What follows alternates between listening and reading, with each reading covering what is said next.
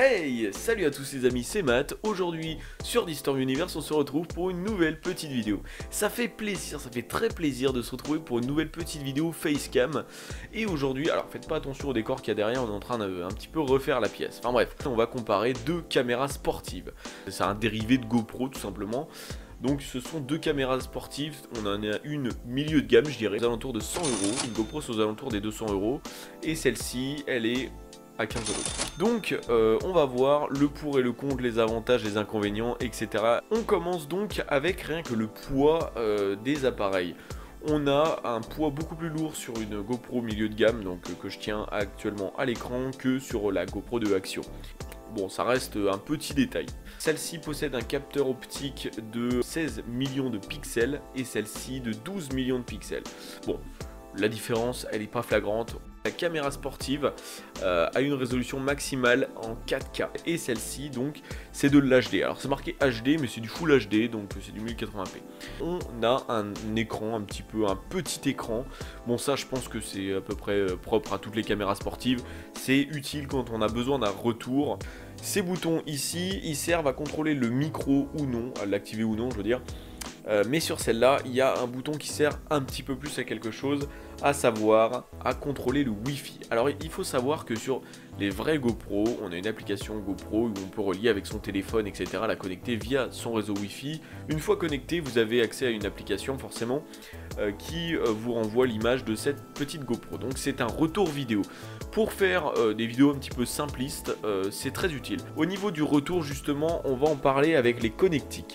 Sur les deux GoPro, on a le port micro SD forcément pour pouvoir enregistrer et le port micro USB pour pouvoir la charger, pour pouvoir utiliser d'autres fonctionnalités qu'on verra juste après. On peut régler pas mal de choses, l'exposition, la balance des blancs, beaucoup de choses qui ne servent pas à grand chose d'ailleurs. Sur celle-ci on peut régler le champ de vision, ça c'est pas mal aussi. Il y a quelque chose de pas mal qu'on a sur celle-ci à 15 € et qu'on n'a pas sur celle-ci plutôt à 100 € et que c'est un petit peu décevant d'ailleurs. Quand on branche un câble micro USB, je vous avais dit qu'on allait y revenir, on peut, un ordinateur, on peut utiliser ces caméras comme des webcams.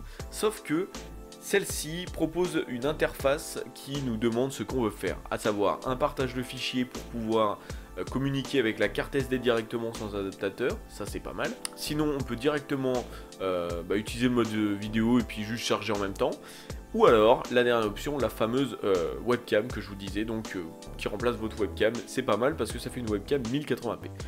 Si vous avez suivi un petit peu l'actualité Twitch de la chaîne, vous savez qu'on a fait un petit, même l'actualité de la chaîne, vous savez qu'on a fait un petit live et j'utilisais justement au tout début du live cette GoPro sur ma Xbox juste ici. Malheureusement, vous avez pu voir quelques problèmes et c'est justement le prochain point qu'on va aborder sur ces caméras, à savoir l'image. Ah, l'image, on y attendait tous, on va tout de suite les allumer pour voir un petit peu la comparaison.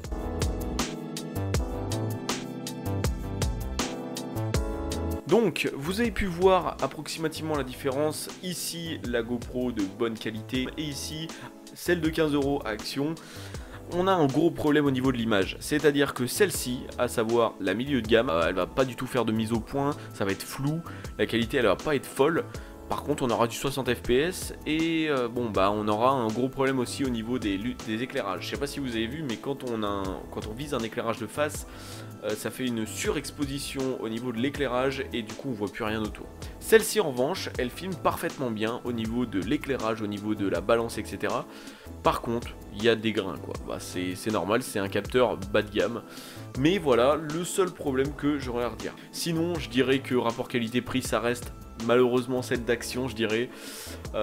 Si vous voyez cette caméra Action, moi je vous conseille de l'acheter parce que si vous voulez vous lancer un petit peu dans les vlogs sportifs, les trucs comme ça, ça peut être votre tasse de thé. En tout cas, merci à tous d'avoir suivi cette petite vidéo. J'espère qu'elle vous aura diverti, qu'elle vous aura plu et qu'elle vous aura surtout appris des choses. N'hésitez pas à nous donner vos avis dans les commentaires et n'hésitez pas à nous soutenir un petit peu sur la chaîne pour qu'on monte un petit peu en puissance. Sur ce les amis, merci à tous, à la prochaine et salut.